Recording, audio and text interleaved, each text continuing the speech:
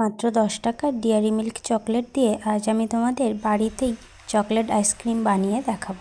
আর এর টেস্ট দোকানের থেকে কোনো অংশেই কম নয়।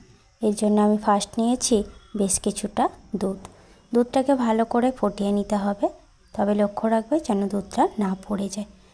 এবার এই দুধের মধ্যে দিয়ে দেব 2 টিস্পুন গুঁড়ো দুধটা দিয়ে ভালো করে নাড়িয়ে নেব, যেন দলা পেকে না যায়, ভালো মতো যেন মেল্ট হয়ে যায়।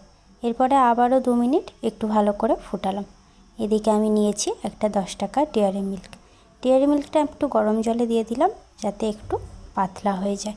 যখন দেখবে ডেয়ারি মিল্কের প্যাকেটটা নরম হয়ে যাবে, তখনই আমি কিন্তু তুলে নিলাম।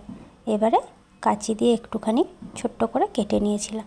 একটা কাপের মধ্যে কিছুটা ঢেলে দিলাম, দিয়ে চারিদিকটা ভালো করে ঘুরিয়ে ঘুরিয়ে মাখিয়ে নিয়েছি।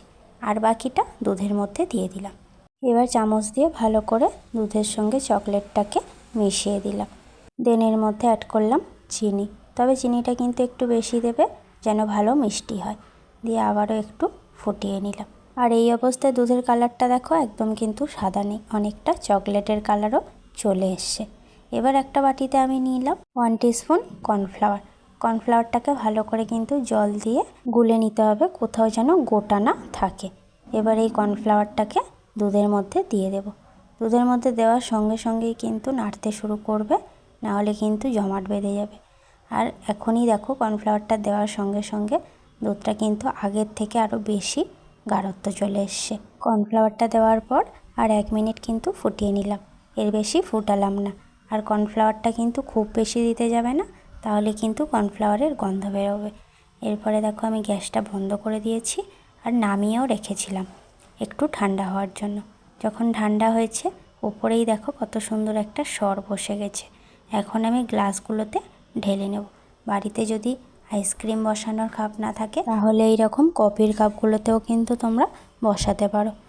একটা একটা করে প্রত্যেকটা গ্লাস আমি এখানে ভরে নিয়েছি, তবে একটা গ্লাস আমার একদম ভরেনি, হাফ মতো হয়েছে। যাই হোক, বাকি সব গ্লাসগুলোকে আমি ফ্রিজের মধ্যে ভরে দিলাম। ফ্রিজে ভরে দেওয়ার 2 ঘন্টা পর যখন আইসক্রিমগুলো একটু জমাট বেঁধে যাবে, তখনই এর মধ্যে আমি একটা করে আইসক্রিমের কাঠি এইভাবে দিয়ে দিলাম।